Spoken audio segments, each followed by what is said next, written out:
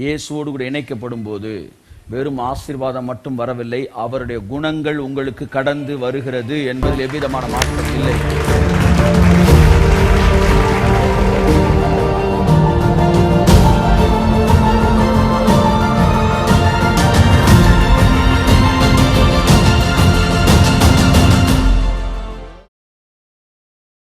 கிறிஸ்துவோடு கூட இணைக்கப்படும் போது சாயலுக்குள்ள வரீங்க.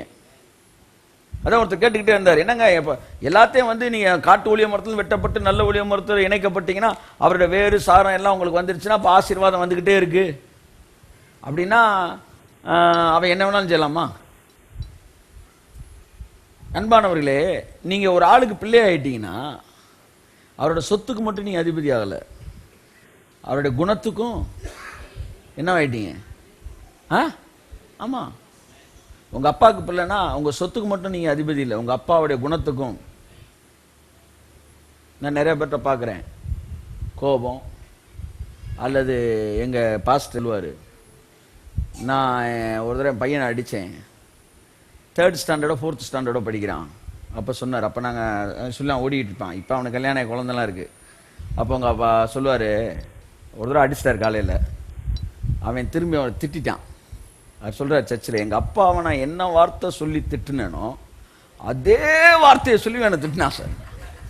ஸ்டேஜில் சொல்கிறாரு, அதே வார்த்தை அவனை யார் சொல்லி, ஒரு செகண்ட் ஷாக் ஆகிட்டேன், இப்படி தான் எங்கள் அப்பா நான் திட்டினேன்.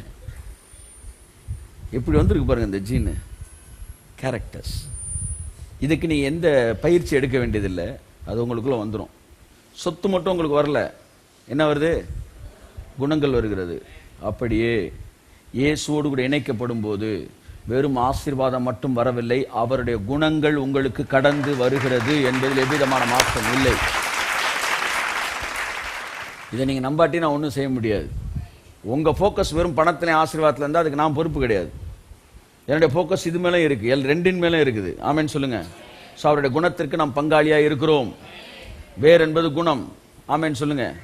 ஐயா பார்க்க முடியல, பார்க்காத நம்புறதுக்கு தான் விசுவாசம் இல்லையா? அதான் பைபிள் தெளிவா சொல்லுது, விசுவாசம் என்பது காணப்படாதவைகளின் நிச்சயம். என்ன சந்தோஷப்படுவார் தெரியுமா? உங்களுக்குள்ள பரிசுத்தத்தை நீங்க பார்க்கவே இல்லை, ஆனா கிறிஸ்துவுக்குள்ள நான் பரிசுத்தமான்னு சொன்னீங்கன்னா உங்களுக்கு புரியல. மாம்ச பார்வையில நீங்க ஏதோ ஒரு விஷயத்தை தேடிக்கிட்டு இருக்கீங்க, அது இல்லை, அதனால அவன் பரிசுத்தவான்னா கோவப்படுறீங்க. ஆனா தேவனுடைய பார்வையில அவர் தேடுற ஒண்ணு வந்துருச்சு. எது அது? எது? விசுவாசம். அதுதான் அவர் தேடுறாரு. அது வந்துருச்சு, நான் நீதிமானா தூக்குடா பிள்ளைன்றாரு கர்த்தர். ஏனென்றால் அதை ஏதோ வாயில சொல்றது இல்லை, நல்லா வாயில சொல்ற மனதின் பூரண நிச்சயம். அதான் நான் பேச போறேன். ஆத்துமா என்பது உணர்ச்சியின் இடம், அங்கே ஒரு பூரண நிச்சயம் இருக்கிறேன் என்பதை நான் பேச. அந்த உணர்வே இருக்கணும், உணர்வு. அதான் விசுவாசம். விசுவாசத்தின் ஒரு பகுதி உணர்வு. நான் சுகமாகிவிட்டேன் என்கிற உணர்வே அந்த, அதாவது உணர்வுனா பாடியில இருந்து வர உணர்ச்சியை சொல்லல, ஆத்மால இருக்க உணர்ச்சி. கிறிஸ்துவுக்குள்ள நான் அவர் செத்தது உண்மைனா நான் சுகமானது உண்மையா? அவ்வளோதான். அங்கேயே நில்லுங்க, அங்கேயே நில்லுங்க, அங்கேயே நில்லுங்க. சும்மா நான் நீதிமான் நீதிமான் இப்படி அது சொல்ல நான் சொல்றேன். நீதிமான் என்பது நீங்க நீதிமான் சொல்லிட்டு உங்க கண்ண அலைய வர்றதை நான் பேசல. நீதிமான் சொல்லிட்டு இப்படியே இப்ப பாக்குறேன் நான் பேசல. நீதிமான் சொல்லிட்டு நீங்க நீதிமானை போலவே